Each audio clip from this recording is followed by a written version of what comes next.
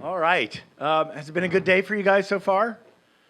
Yeah, I'm sure there's like a lot to remember. Thank you. We really wanted to give you not just a lot to think about, but we wanted you to walk away inspired and knowing how to do stuff. So I am a stickler as a fellow producer of VR for really high quality, great VR. And when people ask me, I just did an interview and had listed Armando in the interview. It's like they say, well, where's the really good content? You know, where do we find the really good content?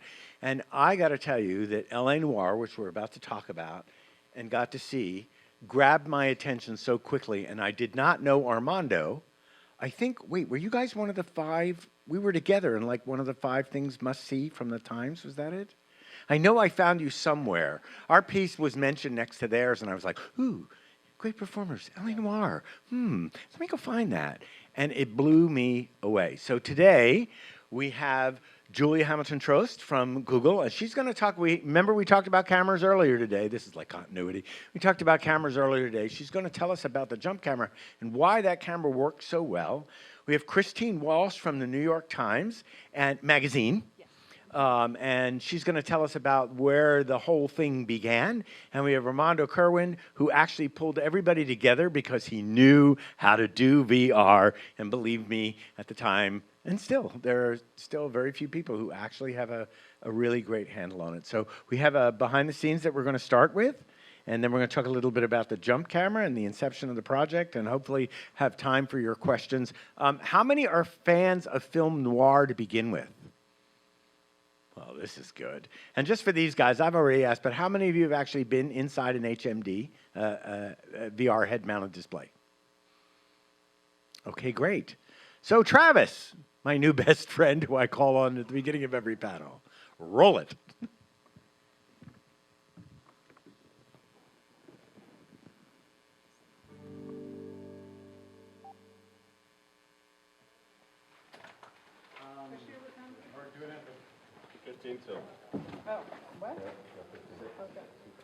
The Great Performers series started 13 years ago.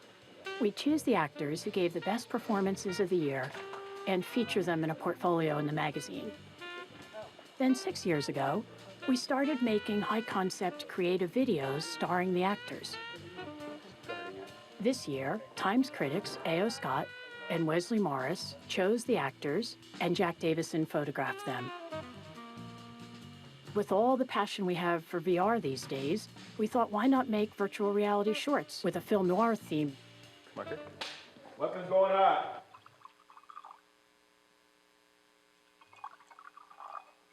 Cut.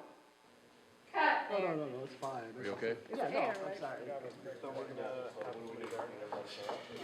We knew we wanted to make a VR first production. So we're like, okay, we're gonna build a 360-degree set that works in all directions. And we have now this little playground where we can place the camera, using the camera as a character in the piece. This feels like something really new.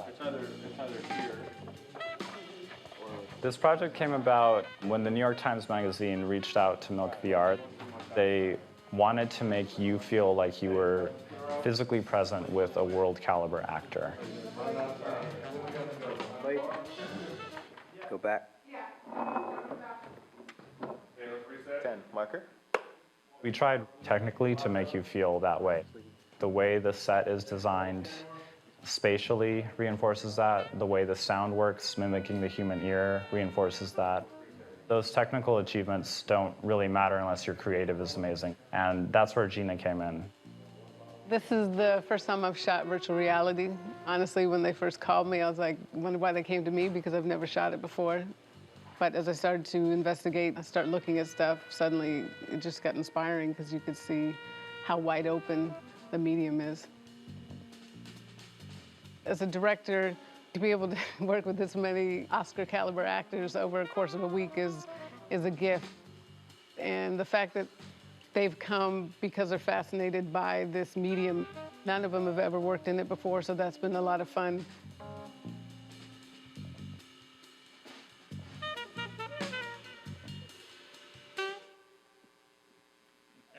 Great.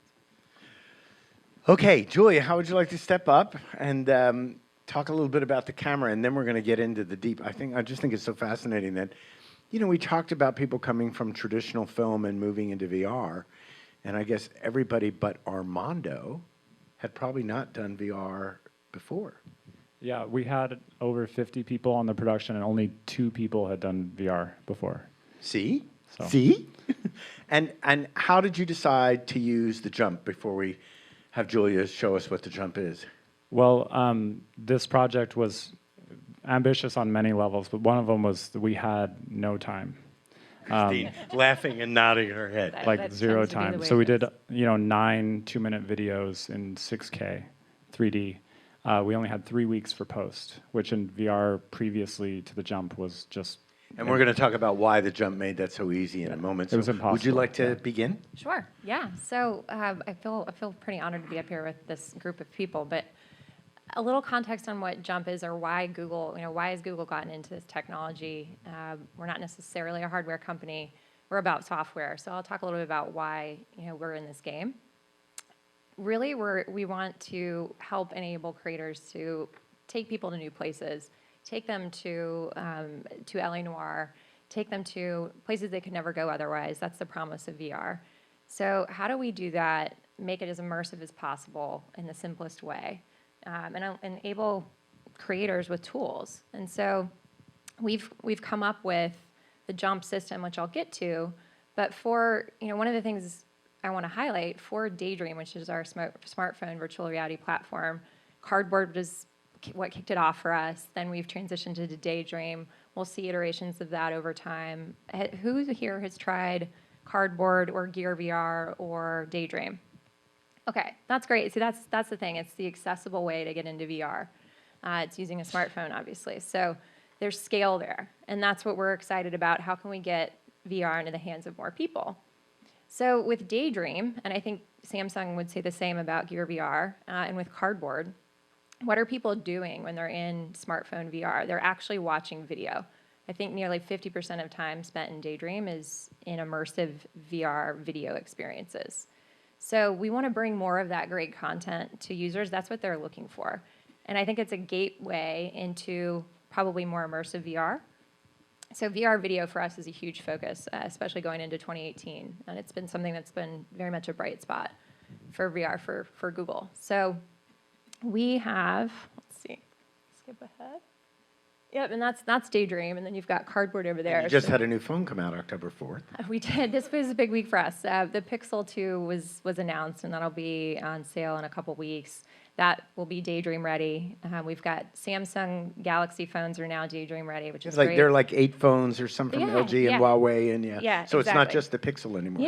Yeah. So there's a lot of phones. Cardboard's still very much a great thing for us. There's over 10 million out there. So yes, that's more of a, pick it up for 2 minutes and then put it back down. But these are all, again, ways to try to scale VR and to get great content out there so more people can see it. This is just a little quick snapshot of what Daydream looks like. And then as we think about, we'll talk more about capture with the cameras. But what Jump is trying to do, these 3 areas, if you're thinking about content, VR content, Jump on the stitch and post side is trying to take capture of stereoscopic or 3D VR and make it automated and make it simpler. It takes weeks typically to film in VR and do it in post for stereo. So how do we do that so that you can put it up in the cloud and then get the footage back in a more automated way? So it takes hours instead of days. And that's what Jump does with our... And you guys were kind of the first to do that. you Other people were John- experimenting, Yeah. but in terms of being something that was readily available, Yeah. and obviously that influenced the choices that you made.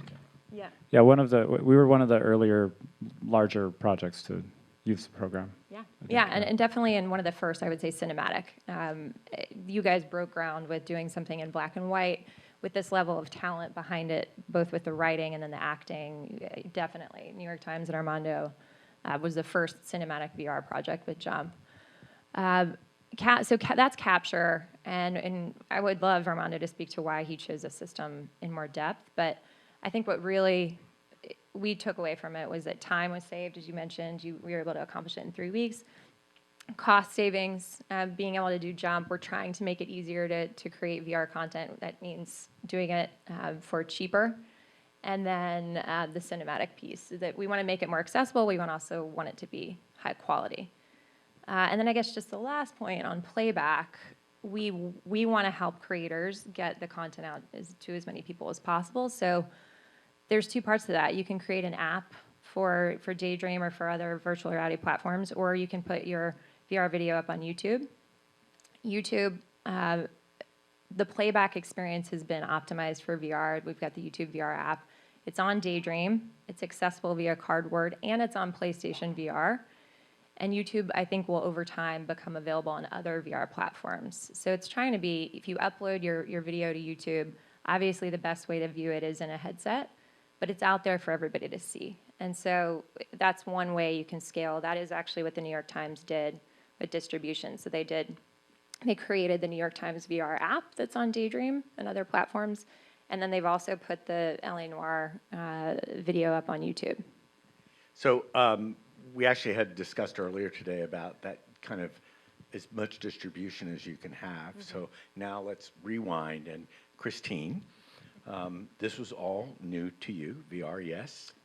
This actually was the third VR I've worked on. Because I know the with New York Times is, Yeah. you know, it's like a video a day. Yeah. Yeah, so. Yeah, now we have the 360 of the day with Samsung. But this was, the first narrative and cinematic VR we had And done. stereoscopic. And stereoscopic, of course.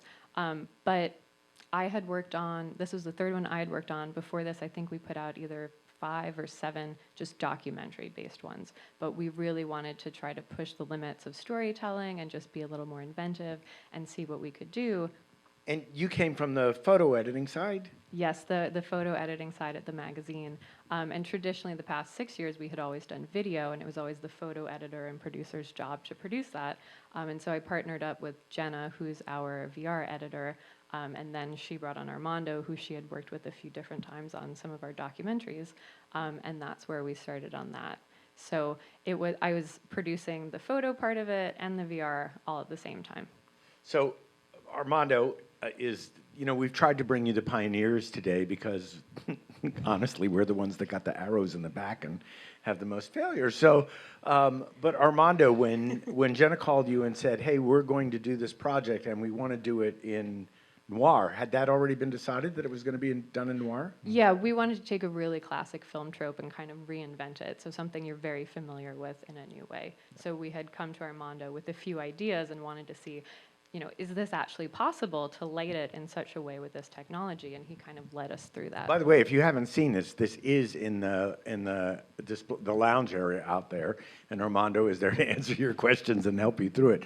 Armando, the decision because we've had discussion all day today about point of view versus non-POV versus agency, what made the decision? Because in the behind the scenes, you wanted to give people that experience right on up with the actors. Was why the decision was made to do it in POV? Yeah, so I personally am really interested in the power of immersion. And I think the more immersive things become, the more kind of, power is a really generic word, but the more powerful these experiences will be and the more differentiated they'll be from traditional video.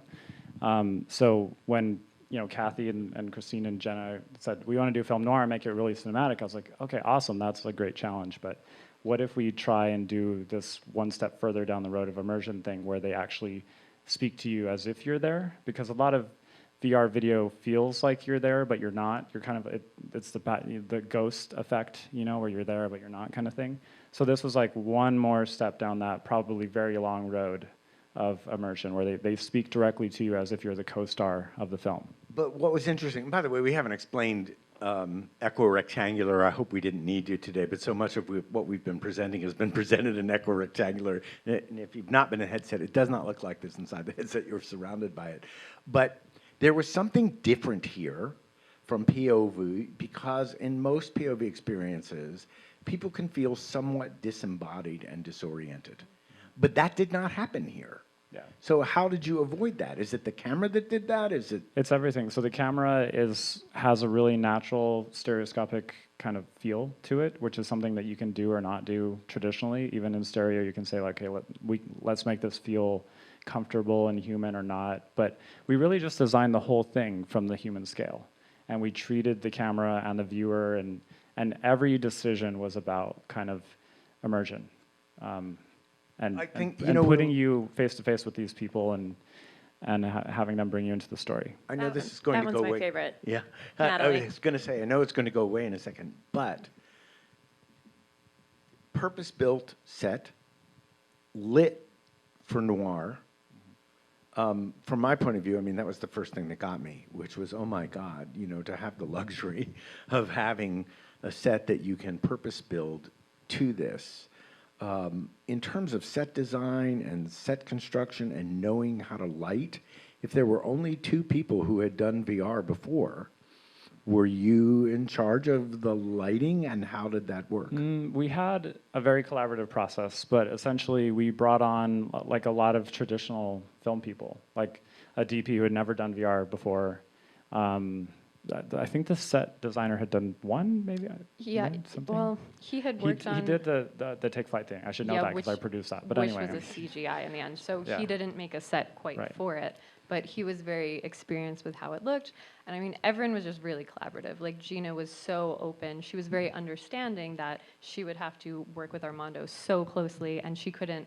You know, the way a director could normally make the calls on their own, it was a back and forth. If she said, you know, I'd really like to put the camera on the floor, we could have a conversation. Armando would say, well, it really needs to be, this is why that won't work. It really needs to be from the point of view of the person. Let's scooch it up. Let's do some tests. Let's figure it out. Just everyone on set was really open to figuring out what the best way to do it for VR would be. So, and I would echo that, and maybe that's been your experience with other creators, but you really can't afford to not be collaborative, especially when you have a lot of people who have not worked in VR before.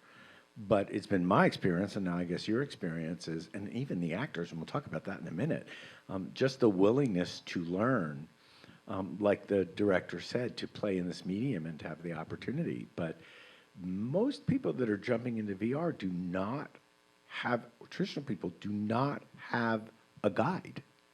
Yeah. They do not have someone there saying, well, first of all, this is how this camera works. And second of all, yes, we've tried that and it really hasn't worked before. Right. Like you said earlier, I've made the most mistakes, you know, so I can kind of relate that because now I've done over 20 productions, so there's a healthy catalog of, you know, major problems in the past that I can say, actually, you don't want to do that, and here's why. But it just depends on your team. We got really lucky. We found Gina and we actually had multiple directors on this. The ones that you're seeing today were all done by Gina, but they came in fairly late and were super collaborative and creative and open to it. And not all people are like that. You know, some other projects, maybe traditional directors have trouble getting over the hump and they want to do it the way they used to, and it doesn't translate to VR. Truthfully, we've seen those projects. Yeah, I've worked on a few that have never been seen because of that. But you know, it's you know, the New York Times was already predisposed towards VR, but you said nothing done like this. Is there a desire now to move into more content? The newspaper's out putting content all the time, but in terms of, you know, when you look at, I almost want to say like the long view. It would be like the New York Times doing a long investigative story as opposed to a news story. Are you now looking towards that, given this experience? I mean, we are always trying to find out what the best way to tell a story would be. And so now that we have this as one of the tools under our belt, we would certainly like to, you know, consider this to do something much longer next time. We're also looking more into AR. We're doing podcasts. There's just so many different tools at our disposal now. So certainly, like, we would love to keep moving forward. You were the guys who sent out 1 million, was it 1 million?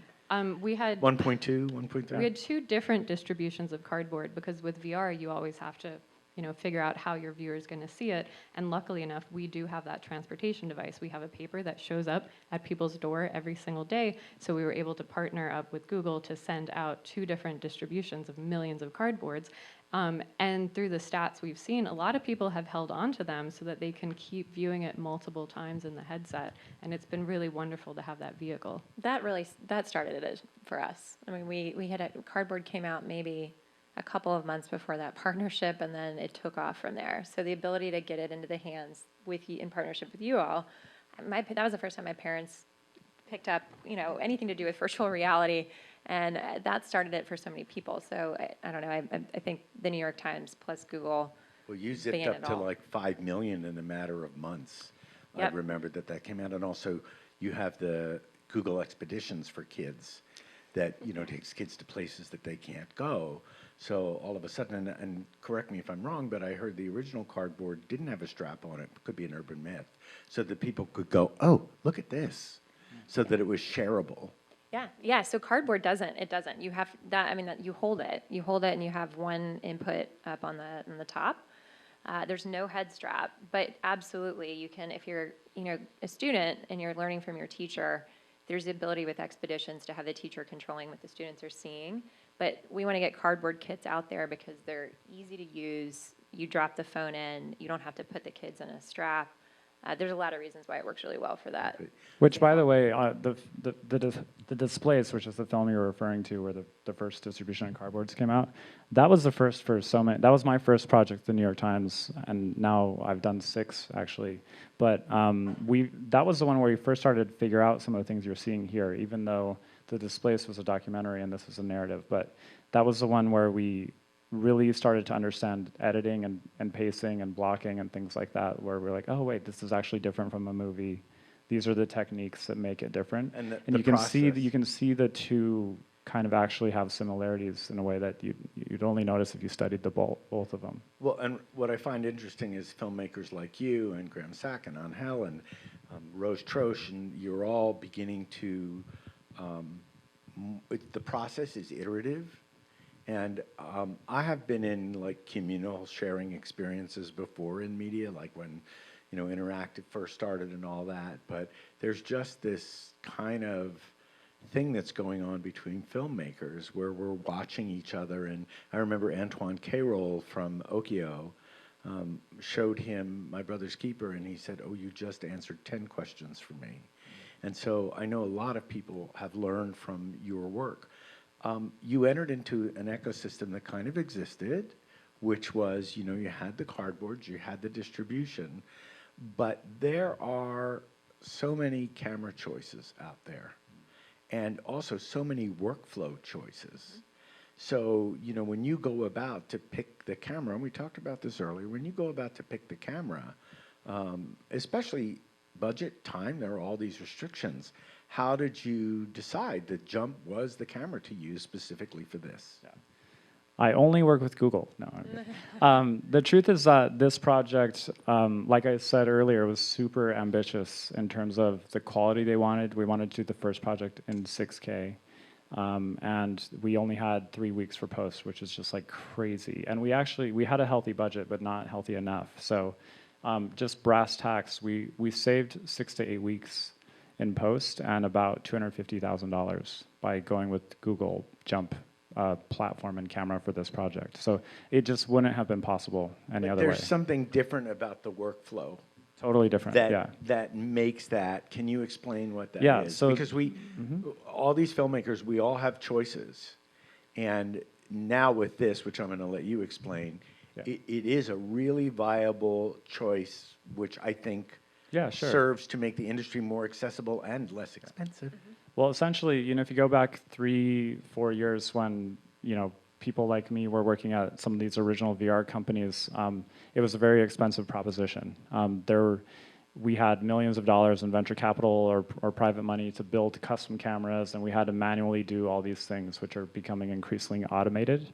And what happened is, 2 or 3 years into that, companies like Google came in and they said, here's a solution. It's 15 grand instead of 2 million, and it has cloud-based stitching instead of manual stitching. And it's not perfect yet because we're in these early generations, but it's getting you kind of 80% of the way there or 90% of the way there, depending on how you use it, and it changed the game. So what's happening now is that the industry is opening up a lot. There's so many more creators involved. Can you explain optical flow and why that makes such a difference? Sure. So as compared to the way we used to. The original custom cameras were just imagine a whole bunch of cameras pointed in different directions in a sphere. They have, in between the cameras, there are these stitch lines, these seams that you have to go in with visual effects and blend to make it seamless again. And that was a manual process that required visual effects artists who are very expensive and slow. So what you have now with these cloud-based solutions is they have optical flow, which is just an algorithm, and it analyzes the cameras and it stitches it automatically for you. And it's kind of like a magical technology that's almost there but not quite there, and hopefully it'll get there soon. But it's really changed the game in terms of cost and time. And the good news too is that we have filmmakers like Armando who are advising us and telling us exactly how. We're going on to productions with them. We're learning. Armando was one of the first to test the next generation of camera that's coming out with jump technology. It's called the Yi Halo. Hopefully we'll have that available to sell later this year. But that was built after having so many sessions with Armando and other great creators. What are the pain points? What can we do to make this better? We have a great team up in Seattle, the engineering team that created the algorithm that stitches everything together in the cloud. So we had the first generation camera that was used. You guys saw some of the pictures from Noir, the GoPro Odyssey. The second one is the Yi Halo. So we're iterating both on the software and then on the hardware. And we're learning from these incredible productions what's working and what needs to be improved upon. And I have to say, as a creator, to have the opportunity for informed collaboration between a technology company and a storyteller, because without sounding too arrogant, it's our imaginations that drive the technological innovation. It's one thing to throw us a camera, and then we have to figure it out and make it work.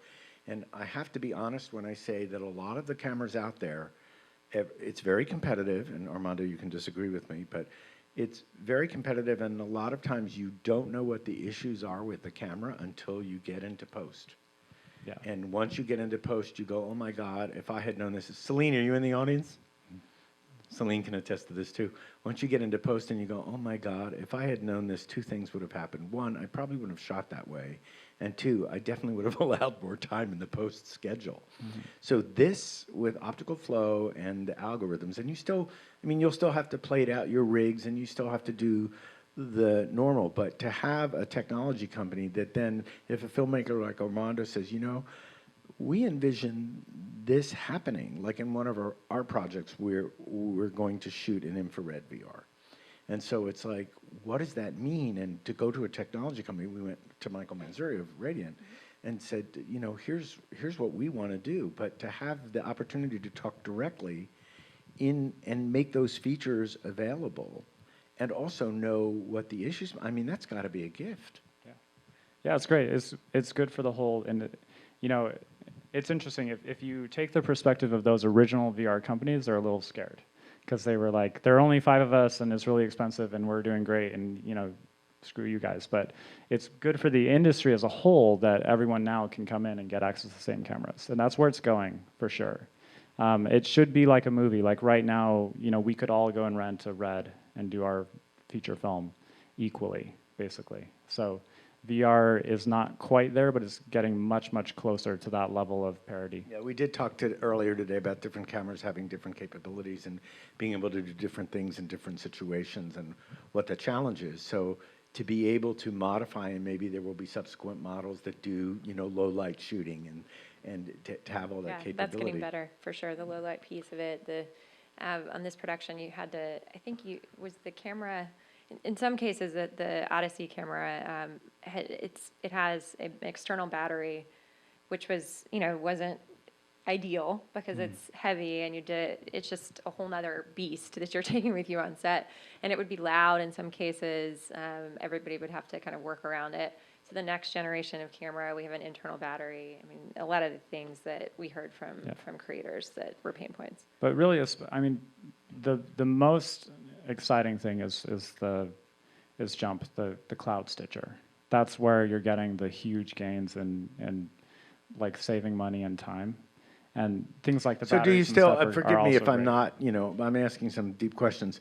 Is it at the point where you still have to babysit to a certain extent? Do you still have to go back and double check and adjust in stitching?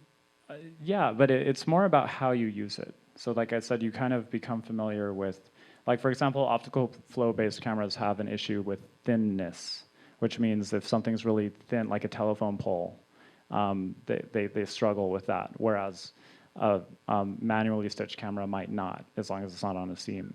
But manually stitched cameras are really bad with people and organic shapes and trees and low light.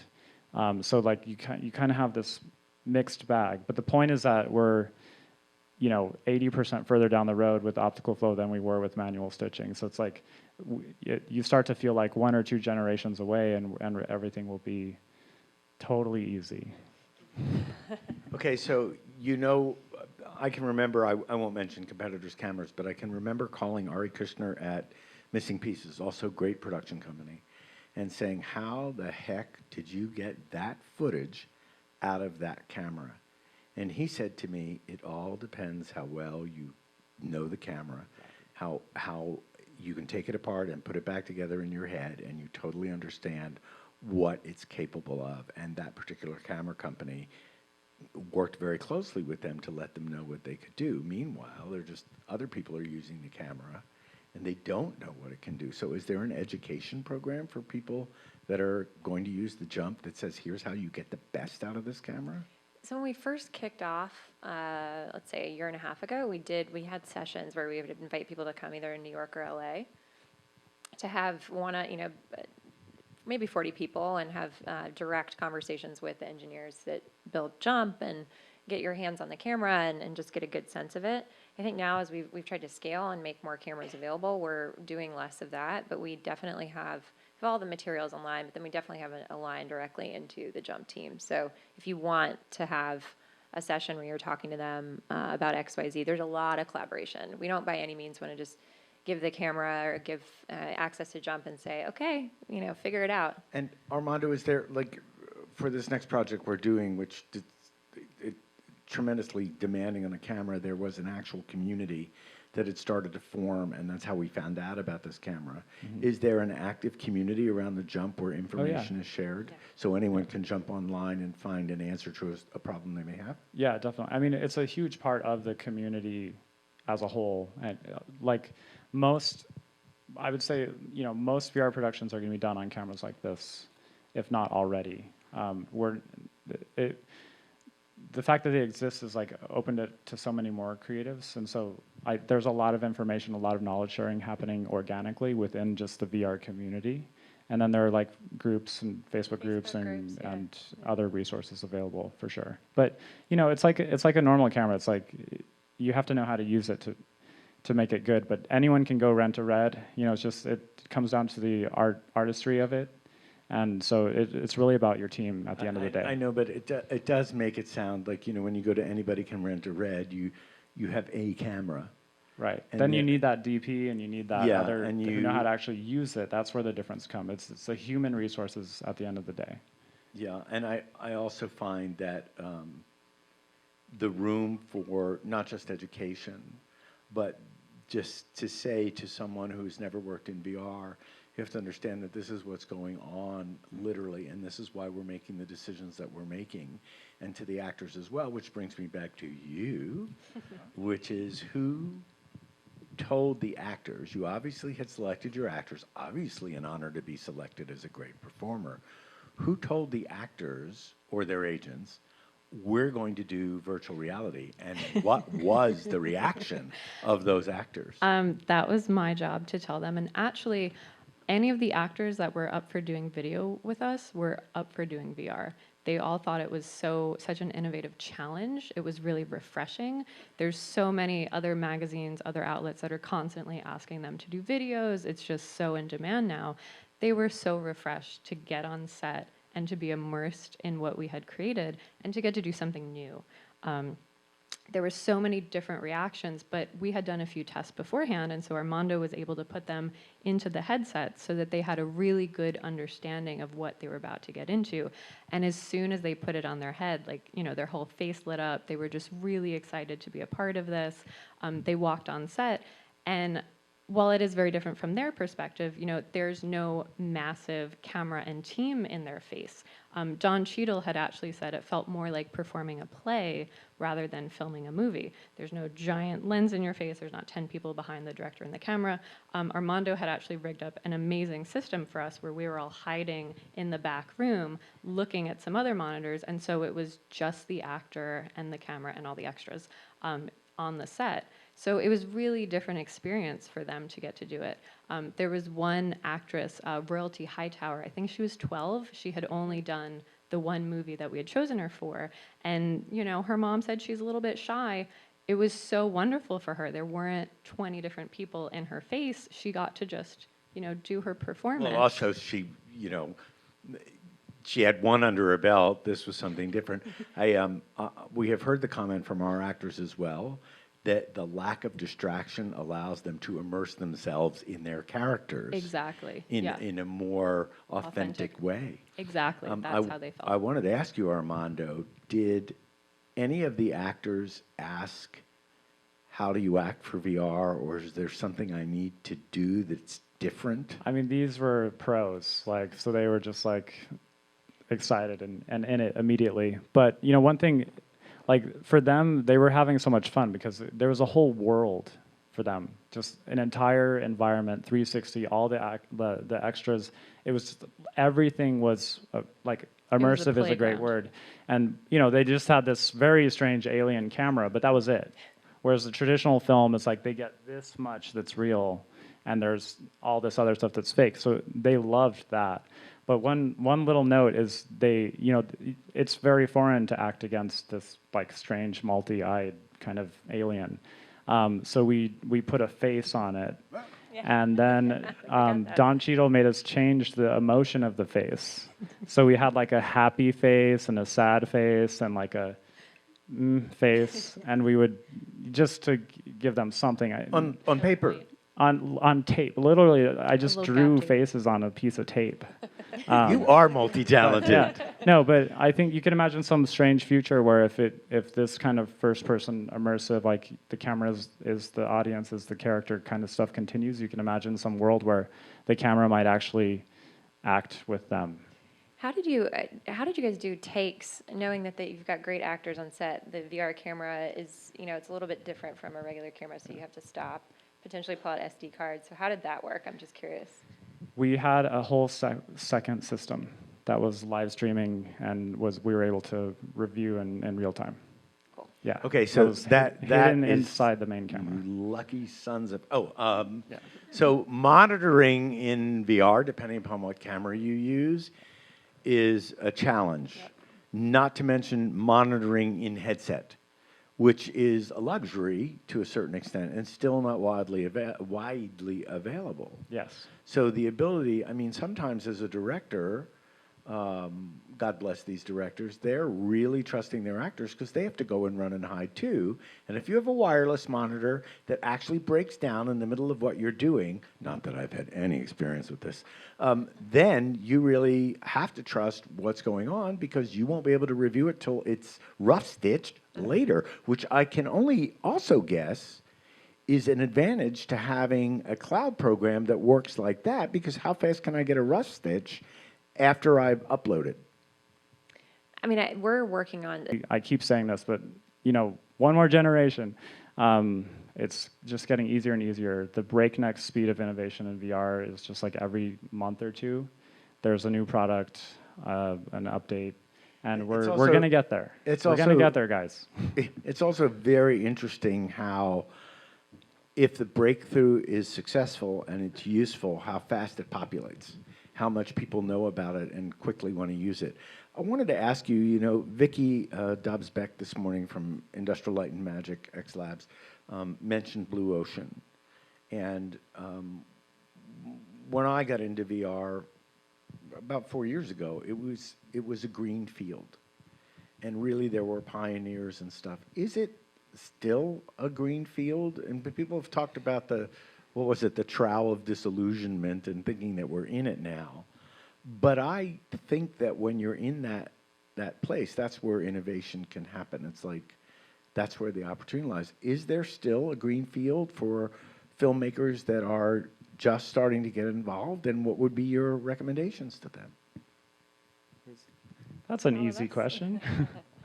I think that it's a green field that's slightly greener every day, but it's small. It's a small field. I'm sorry, the analogy is just falling apart. But I think that VR is, today is always the best day to get into VR because it's easier than it's ever been, and the audience is bigger than it's ever been.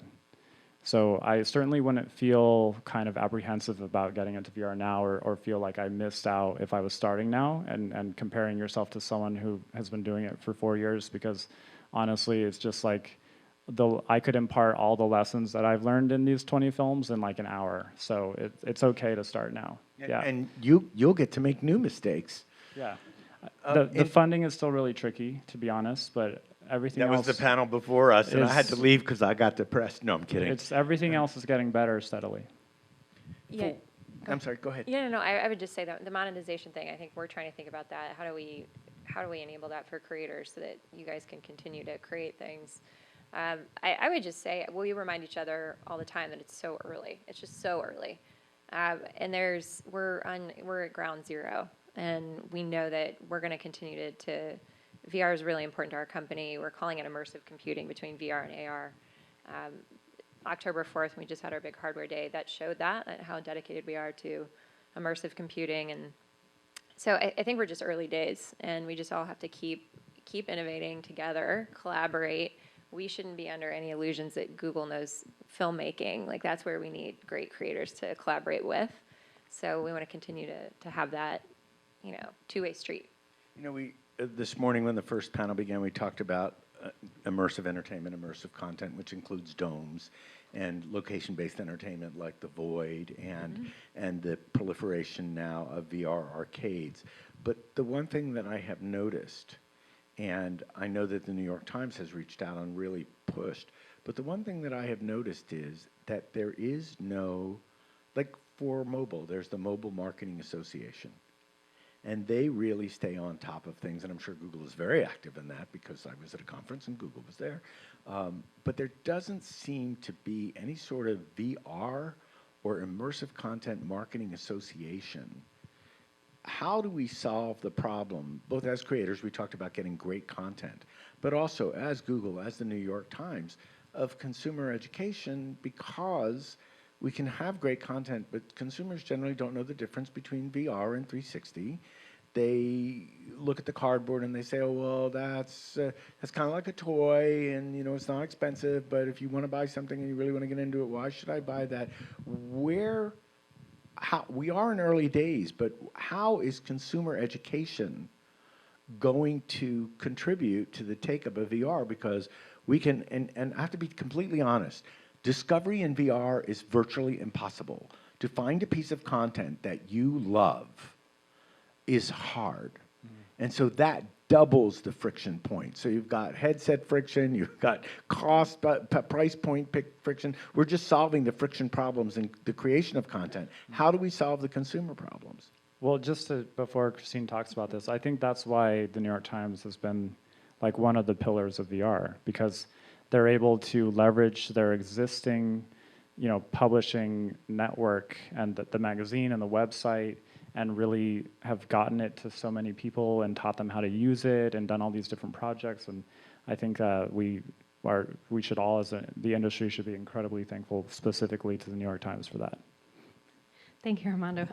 And not to say that we have all the answers to this, but for one example, we have the Samsung sponsored 360 of the day, and that's part of just getting viewers accustomed to seeing this all the time. And we're also helping to teach journalists and storytellers how to use 360, which can later translate into a much bigger VR project. So we're getting that technology in their hands, and every day on the homepage or on the newsletter that gets sent out to people, there's a 360 of the day. So suddenly people like my parents, my grandparents, they're looking and they're figuring out what this thing is. And I do think we're still at day one on this. Like, there's just so much ahead of us, but if we just keep getting it out to people and it, first it's in their subconscious and then they see it part of their everyday, we're going to get there. I do just think it's still at the beginning. There's so many different directions it can go down, but we just need to keep creating this content. And I think eventually, there will arise either a platform for all of this stuff to go on, but right now it is so separate. Like, we have our own app, and then other people have their own, and there's so no many different, I mean, the cross-platform. panel There's- before us was distribution, but there's so many different ways to get something, and that's, for creators, we have to consider that from the very beginning, which is, okay, we want to be on Vive, we want to be on Oculus, we want to be a PlayStation VR, but we also want to be on YouTube, we also want to be inside Weaver's app, we also want to have our own app, we also want to be inside Little Star's app. So it's a lot, and I wonder, because Google is a leader, you have our attention every day of our lives, literally. Armando just made a joke about how he tried to get into was trying to get into the YouTube space at Sundance with the founder of YouTube, and they didn't recognize him, and he said, Google him, to find out who he was. So we live in that. Is Google going to, how can I put this? I worked on TiVo years ago as part of the original team, and the reason TiVo won out against Replay is because it was presented as a lifestyle thing, not a technology. How do you present this as something that you must have in your life? I mean, that's one of the things we have to think. We have to continue to figure out how to do that in a good way, in a way that's really going to strike a chord with consumers. I think Daydream, just building that to be more fabric, to be more feeling approachable, so it's not just like you're putting plastic on your head or technology on your head, it's more approachable. But I think we still have we have a ways to go. I think, to your question, the location-based stuff is interesting, because if you can get someone there, you can get a family there with tickets and they try experiences, they might want to then take it home with them. We're competing with Netflix. We're competing with what you do in entertainment when you come home at night and you want to just relax. So how do we really convince people that, what, you should pick up a headset? I think cost is one thing, bringing the cost down. The location-based experiences to kind of get give you a gateway. And then once people do have a headset, we need to do a better job. We will admit this right away with discovery, making it really easy to find stuff. It's really hard right now. The YouTube VR app is great, but it's really hard to find great content. I mean, YouTube as a website, sometimes it's hard to find great content. So and I think if you're making a choice and you're used to, even if you're a kid, you're used to being able to type something into search in YouTube and find it like that. Yeah. And basically, it's instant on. Right. There's nothing that you have to put on, and television is instant on. There's nothing you have to put on. So how do you enable discovery where in VR typing out, a search is maybe harder, voice search potentially, just making it so understand what type of content you like and making that really easy to find, making it really easy to get to the New York Times LA Noir piece, versus going through, all of these steps either in the YouTube VR app or in the New York Times app where you have to download. There's a lot of friction. It's a browsing experience now. It's not a programming experience. Yeah. And making that shift, I think it's in the near term that companies, publishers, are the ones that can begin to solve that problem, and maybe you'll come up with a paradigm that other people will. Well, I think that part of it too is where the social version of VR is like right around the corner. And that's going to be a huge part of how we discover content. Yes, this multiplayer we haven't really had that sharing yet. is very exciting. Right? So we haven't had a social layer, and so we're relying on publishers to kind of curate and actually create the best experiences for the first few years, and brands to really pony up. And they're making their projects known, but if you're coming into it, it's hard to access that. So I think when social comes on board, it's going to change the game. My big advice to VR creators, of course, and I'm ready, we're going to take your questions, is before you do anything, get in a headset and watch as much VR as you can. Even the person who has no experience with VR will be able to detect great VR versus bad VR pretty quickly and begin to learn. We're open to your questions. Yes? Yeah, this looked like it was 360. How did you handle audio? And Yeah. So the question is how the sound design and audio was done for LA Noire. Yeah, it's in VR sound design actually kind of. So his question was about audio, as you said. I also wanted to ask about focus. As you go around the 360, I mean, does focus vary? Do you get? You currently can't adjust that, so everything is in focus, and the way that you draw attention is through the blocking. So if you watch some of these films, you'll see very intentional kind of way that people move to and from the camera, but hopefully in a way that's completely natural so that you never actually think about the fact that we were guiding your eye. So that's part of the artistry of VR, and that's like our version of framing in a lot of ways. And the way audio works is essentially you have these ambisonic microphones, which you've probably heard about or read about, which are kind of like room tone on steroids. They capture three-dimensional sound from one perspective. But just like in a normal movie where you would never have super realistic sound from one position, the famous example would be like if you're shooting outside of a restaurant and people are talking inside the restaurant, you can still hear them through the glass. That's like a classic movie thing. We do crazy stuff with sound in movies. We do it with VR too. So the ambisonic mic gets you kind of the bass from the perspective of the camera, and then you supplement that with as much sound design, as much spot recording as possible. One of the things, again, I don't know if you were in the session, but when Larry Cutler spoke yesterday, he talked about the rabbit in Invasion and how people felt the rabbit was breathing behind their neck. A lot of that has to do with the sound design, and we often call it the forgotten stepchild of VR, but it is how you literally immerse people. If someone's closed in a headset and their eyes are closed, they should still be able to have that full experience sound-wise. Yeah. Has anybody seen Mayubi from Felix and Paul? A couple people. That was one of the first times I was like, wow. The spatial audio really kind of put me in that experience where it was, you could hear the fire crackling in the background, and it felt like it was 10 feet away from you, and the little boy was talking to you, and he felt like he was right here. I don't know. That one really struck me. But we are kind of challenged because different headsets have different sound formats right now. Mm-hmm. So when you output, you have to put out to that sound format. So a sound designer like Scott Gershon has worked on our projects. A sound designer has his own workflow that he has to deal with, and in some cases has to be innovative in that too. Yeah. Next question. Yes.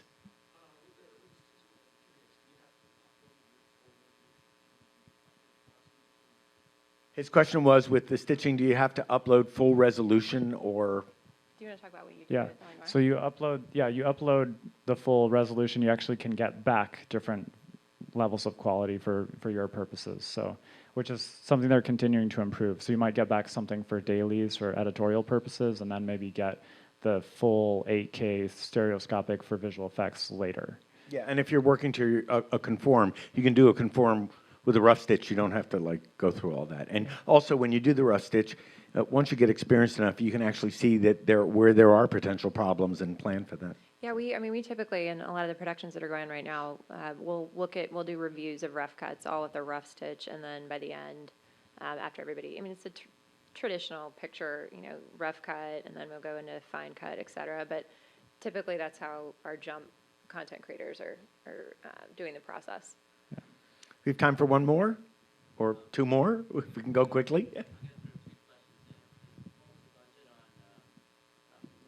Hey. What was the budget on next question? Noir? And the second question is, for me as an investor, what other verticals can you build out into to help adoption of the technology? That's the obvious. Well, I'll let you answer the budget question. We cannot answer that first question. And the second question, there's tremendous amount of fascinating things happening in healthcare and education and VR, and I love architecture. I love looking at those examples because they remind me of why it is going to lead. We don't even know really what it is yet, but it's going to create this new medium it's going to change things. But it also means an industry that's built across multiple verticals that will be sustained, as opposed to 3D television, no offense to 3D television. Yep. But the money right now is not in entertainment per se, but it is in enterprise. And we know quite a few people who have been traditional storytellers and gotten into VR and now working in enterprise because they need to tell a story in enterprise as well. And so there is a place for storytellers, and a lot of storytellers that I know are cutting new teeth in VR working in enterprise.